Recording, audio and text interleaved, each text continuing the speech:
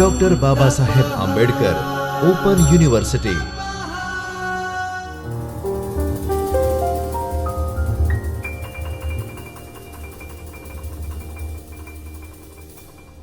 Welcome back, students. We come back to the second part of the receptive skills which we were discussing even before we went for the break. We began by looking at the basics of language skills and then we started discussing the receptive skills. Just to summarize for you, we talked about two receptive skills, listening and reading. First, we look at the cognitive processes that go in to enhance your receptive skills. In the cognitive processes, we talked about bottom-up processing, top-down processing, and we discussed how an effective receiver combines both of them, works on interference and interaction of both bottom-up and top-down processes, and tries to make sense of them. Then we went on to discuss the 4 sub-skills of receiving. We talked about skimming, scanning. Then we talked about predicting and inferencing. So we talked about 4 sub-skills of receiving. How we try to understand the main ideas, skimming. How we look at major information chunks, data, figures, names, places as scanning. How we interpret what will come later, what are the possible aspects that will be discussed later as predicting, and finally the meaning that we make, what is not said, the assumptions that we make, and what is it that is implied is the last but the most important sub-skill of receiving, that is called inferencing. Now I will be talking about the 2 receptive skills in detail. The first receptive skill, listening. This receptive skill is one of the most wide-ranging skills. So as you can see in the chart that is present there, maximum time is devoted to listening. This pie chart talks about the total time that we engaged in using language, and it gives you the breakup of each skill and how much time we devote in that. So as you can see, the yellow portion is dedicated to the listening skill, and that occupies the major chunk of how we use language. So there are 2 very vital questions which I would like to begin with. Is listening a skill? And more importantly, do you need to improve listening? You may be thinking to yourself, what is this madam talking about? We all listen. We don't need to improve listening. We are good listeners. We are used to listening all the time. And madam is telling us that it is a skill. We know how to listen. We don't need to improve listening. But the fact remains, listening is one of the most vital skills of language learning and, more importantly, language acquisition. If you remember, in the previous unit when we were dealing with basic skills of language, I talked about natural order of learning a language, where we discussed the terms acquisition and learning, and we also discussed that when a child is born, up till the age of 1 year or so, the child only listens to the language and at the most babbles certain sound. So, a child has to listen to a language to be able to understand the language. One of the very important researchers and critics in the field of language teaching, Stephen Krashen, says that listening is the key to learning a language. And if we do not get enough exposure to a particular language, if we are not able to listen to a particular language sufficiently, we will not be able to learn the language easily, effectively, and fast. And therefore, the key to learning any language lies in listening. There are some assumptions that we all make. The first assumption is that listening is a physiological process. Since we have ears, we listen. We are surrounded by sounds, so many sounds around us. Some we are aware of, some we are not even aware of. We may not be aware of the sounds that the birds are making in the background, that the dogs are making in the background. Maybe there are certain vehicles moving around. We are not even aware of those sounds. We are not even aware of the sound that the fan is making while it is rotating above our heads. We are not even aware of the sounds that we are making when we are writing on the board with a piece of chalk. So many sounds. We are aware of the sound that I am making. So we are surrounded by sounds and we are listening all the time. But these are only assumptions. Assumptions may not always be correct. Some assumptions are correct, but some assumptions are wrong. So let us see whether these assumptions are correct. I will be introducing another term to you here, listening and hearing. Are they same or are they different? Can we substitute listening and hearing? Can we say, I am hearing some sounds? Can you say you are hearing my lecture?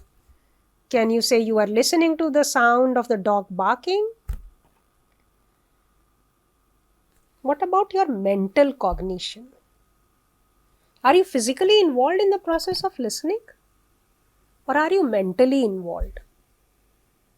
Are you involved physically as well as mentally, or you are involved neither physically nor mentally? What do you think? You can write your answers. Note down your answers before we proceed. Give it a thought.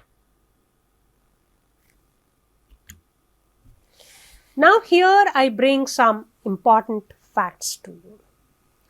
International Listening Association presents some interesting facts. 85% of what we know is learnt by listening. See, you are listening. You are listening to all that I am saying. Most of us, since childhood, have been attending schools and colleges. And we have been listening to our teachers. We listen to the news bulletin. Whatever information we get about the world, we listen to the news readers. We listen to so many songs. So we listen. 85% of the time is spent in listening. But do we remember everything that is said? No. We remember only 20% of what we hear. So today, whatever I have said, you would not be able to remember everything. You would be able to remember only 20% of what you have heard me say. And only 2% of us have had any formal instruction in how to improve listening. But if you become a better listener, there are better chances of you being accepted as an important member of your community, and you would become a more mature and responsible communicator with people around you. And therefore, listening is vital. Now the question arises, what is listening? So here is a definition for you. It's a process of receiving, interpreting, and responding to a spoken message. But it is one of the most ignored skills. I very much doubt that all of you who are listening to this lecture would have been taught listening. Some of you would have been. Maybe some of you have had courses in listening, some texts on listening, some tests, examination on listening, but not all.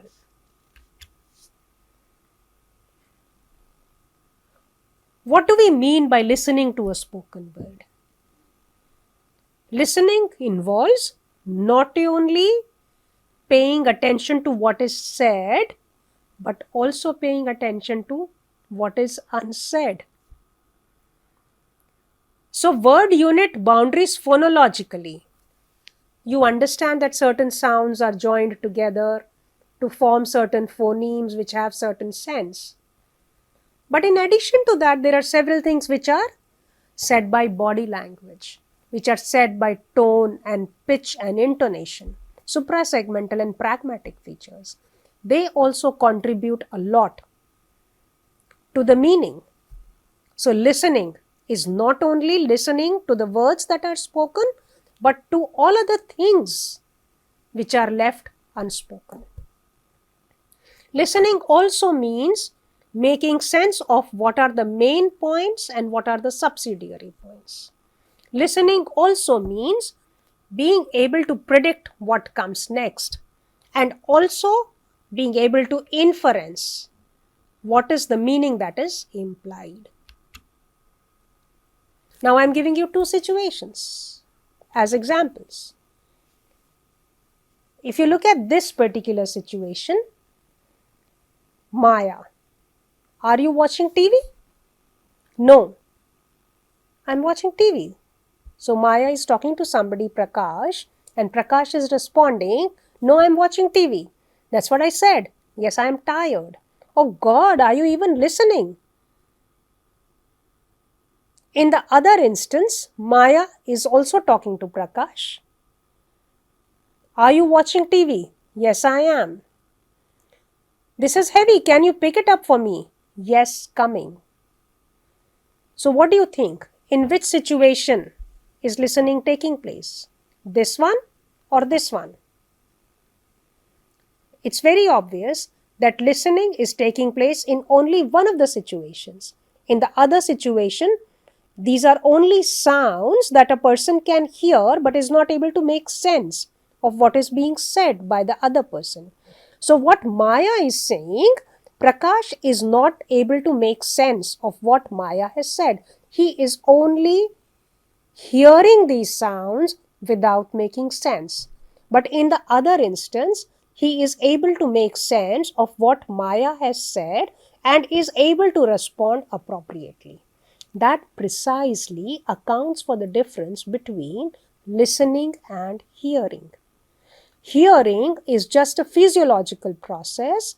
Since you have ears, you hear certain sounds. You may not make any sense, any meaning of those sounds. Whereas in listening, you not merely listen to the sounds, but you interpret those sounds and make meaning for yourself. So, the first situation involves only hearing, but the second situation involves listening.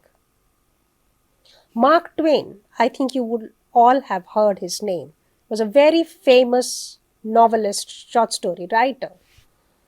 He says, if we were meant to talk more than listen, we would have had 2 mouths and 1 ear.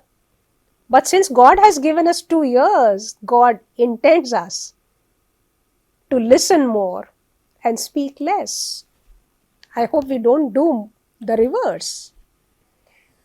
So let us talk about how we can improve listening. There are 3 stages to improving listening. One is pre-listening, one is during listening, and one is post-listening. Pre-listening, before you actually launch into the task of listening, there are certain preparatory steps that have to be done by the teacher. The teacher has to identify, first of all, what are the objectives of that particular listening task. What is the procedure and methodology? What steps, what processes have to be undertaken to launch into and to initiate process the listening task. There are certain questions which the teacher can ask to sensitize the listeners as to the kind of listening task they would be engaging in. The teacher can talk about something related to the task, the background knowledge, start developing or initiating or igniting the schema, introduce certain vocabulary, talk about certain social context, psychological context, philosophical context, political, economic context of that particular listening talk, which prepares the reader to launch in a motivated manner into the listening task. So it should arouse the interest and motivate the listener to undertake the listening task. Now, as I said earlier, listening is one of the very vital skills of language use, and therefore it becomes very necessary that receivers are trained to become better listeners. So the teacher's task is to keep their students, learners, motivated enough to listen appropriately and meaningfully. So if you do certain pre-listening activities, it will ensure that your listeners are interested in the task that is at hand and are motivated enough to engage with that particular task. Then comes during listening. Now you need to train your students as to what they are required to do during listening. They have to pay attention to the sounds, to decode the sounds, to make sense, listen attentively and identify which sounds are being spoken. How are these sounds integrated into structures? Structures like words and phrases and clauses and sentences. There may be certain words which are known, but there may be several other words which are unknown. So make sense of these words. Guess the meaning of all those words which are there, known and unknown. The context will provide the clues. There will be certain hints in whatever is spoken which will facilitate the learner to make sense, make meaning of the unknown information. There will be certain discourse markers, certain signpost words, linking words, connectors, which will help us understand where the discussion is going. You remember I had talked about sequential, cause, effect, etc. So identifying main idea and information, skimming and scanning. The readers, the listeners have to be trained that while listening to a particular text, they should not merely grasp the main idea, but also pick out what is the most important information that is being conveyed to them, the facts and figures. And more importantly, they have to be trained to predict. Listen and predict what will come next. Anticipate what succeeds. Make inferences. Try to understand what is being implied by whatever is not said or assumed. So during the listening process, while a particular task is being conducted, the listeners have to be trained to do all of this. There can be different exercises which the teacher can construct. There can be a specific exercise which can train the students in only listening to the sounds. So as I gave you an example earlier, live, leave and live. So the teacher can give some examples where only different sounds will change the meaning. Which word is appropriately used in the context and which word is inappropriate. Bring in certain words which are new and help the students guess the meaning of the words. Sensitize them to the discourse markers. Give them passages without any discourse markers. Ask them to mark what would be the appropriate sentence linkers which can make sense of this text.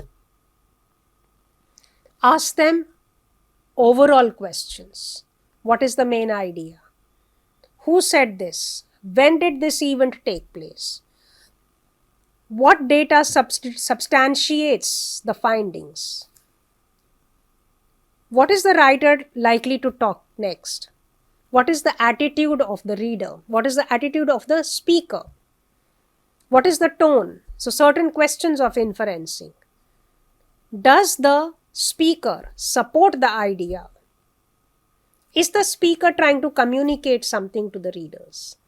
So during listening, several activities which can focus on one particular aspect of making sense, sounds, meanings, linkers, etc.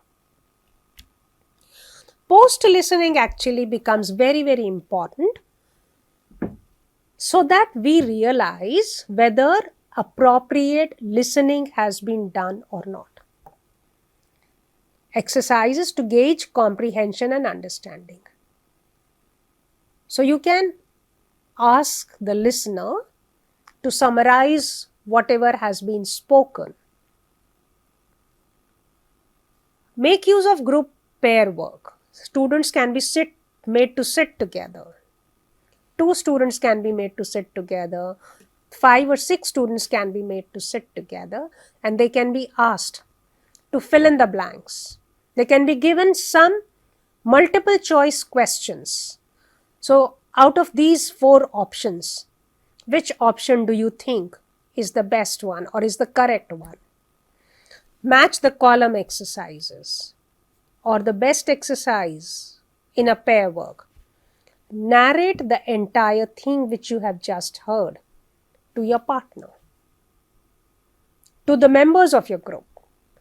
And by giving some such kind of an exercise, you will be able to gauge whether the listeners have been able to hear appropriately or not, and if some more practice has to be given to them to become better listeners. Now, when we are talking about active listening skills,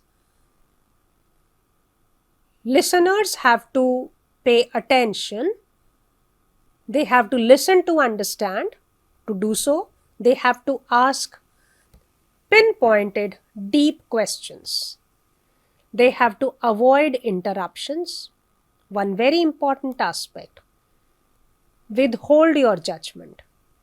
Don't be judgmental.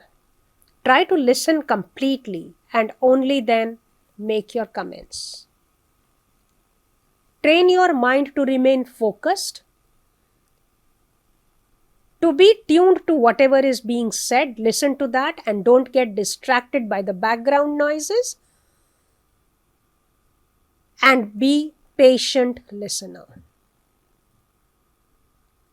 And one very important thing, as I said, whenever you are engaged in a process of listening, you don't listen only to the sounds.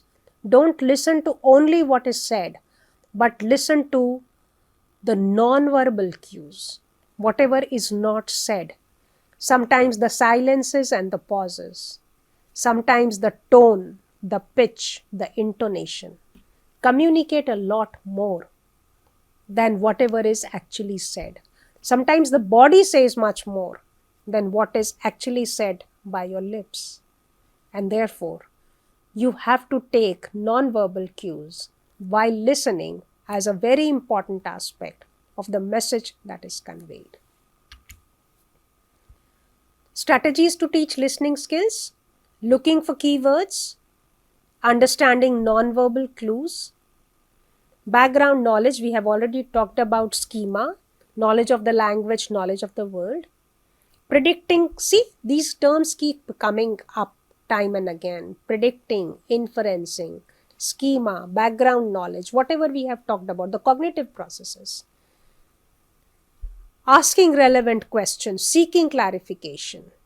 And how do we do all this? Exposed to a variety of texts, not only a particular kind of text.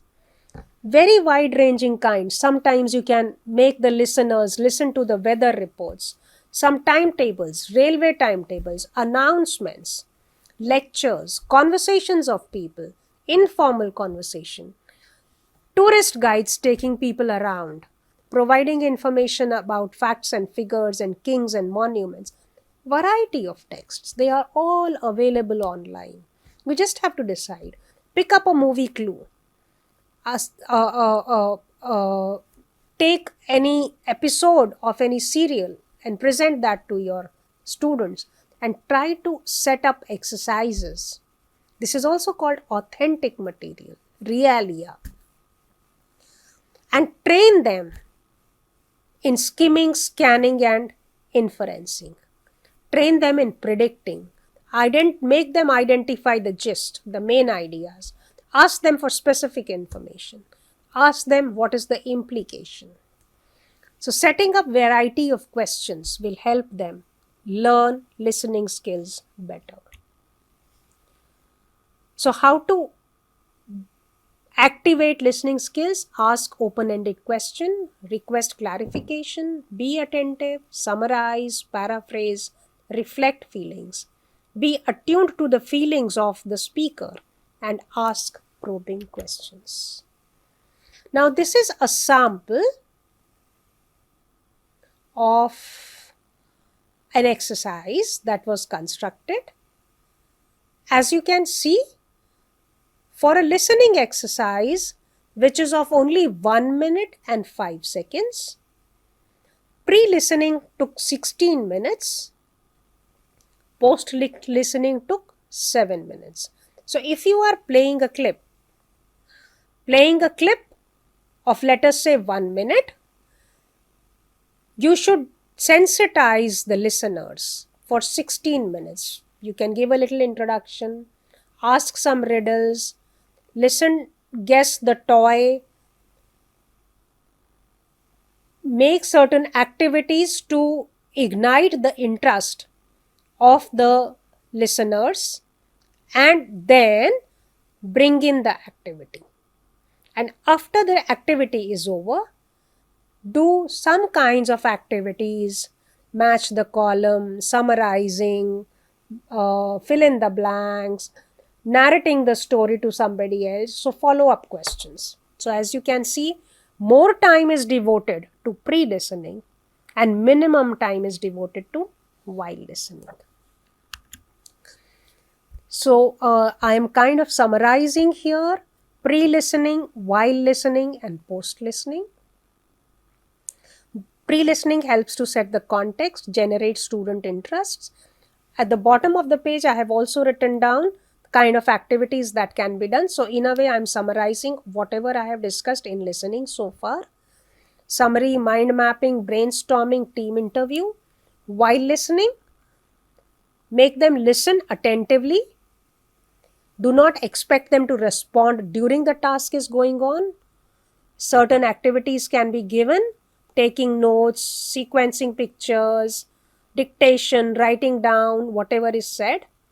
But the most important thing is post-listening, how they respond to the text by doing group and pair work, reading, writing, role play, shadowing, etc.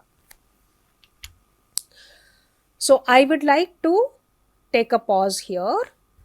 We have discussed listening skill, and how listening is a very important listening skill.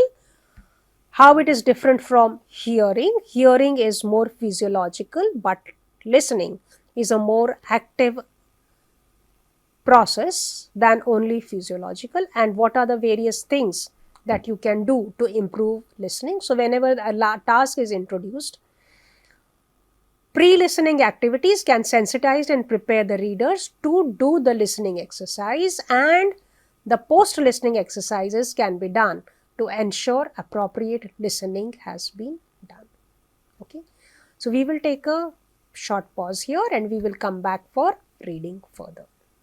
Svadhyayah Parayah